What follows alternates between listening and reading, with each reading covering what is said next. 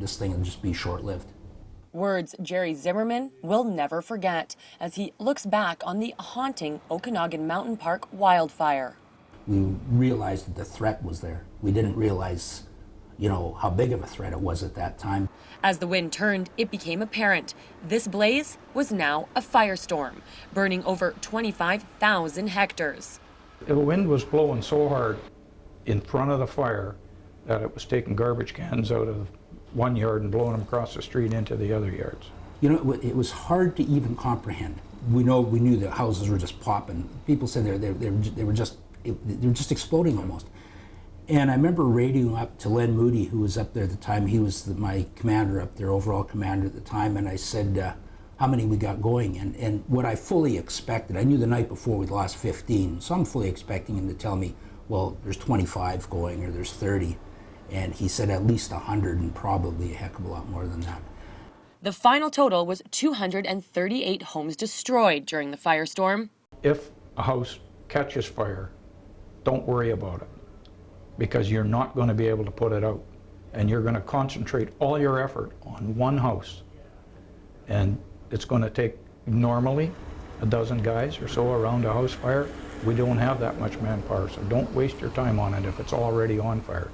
But not a single life was lost. Everyone banding together to get out alive. We had our resources in, but Rimrock and Timberline was a one-way in, one-way out predicament. There were acreages, so the houses were more spread out. And at one point we had to pull our people out of there because when we started losing the homes, we only had the one exit. And our options were not that great. They were sitting there waiting for it, but when it came, there was nothing they could do with it. They had to put their faces down on the lawn and try and breathe through the grass to get some air that was breathable as best they could. It's still emotional. Yeah. Like this is 10 years later. 10 years later, and the firestorm of 2003 is still looked at as the worst moment in Kelowna firefighting history.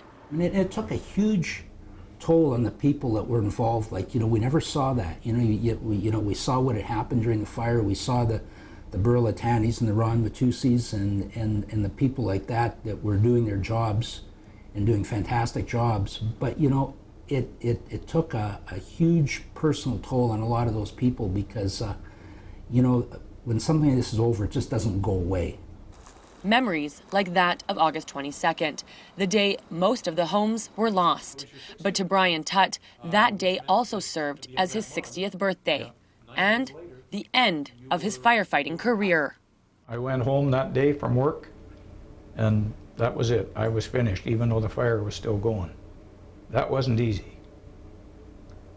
That was tough. But it's the dedication from those like Tutt and Zimmermann that saved hundreds of homes and probably countless lives during that unforgettable firestorm 10 years ago. Everybody had a very important part to play, and that was, I think, when I think back on it, one of the neatest things because I think absolutely everybody in this community at the time wanted to do something to help. For Castanet News, I'm Jen Zielinski.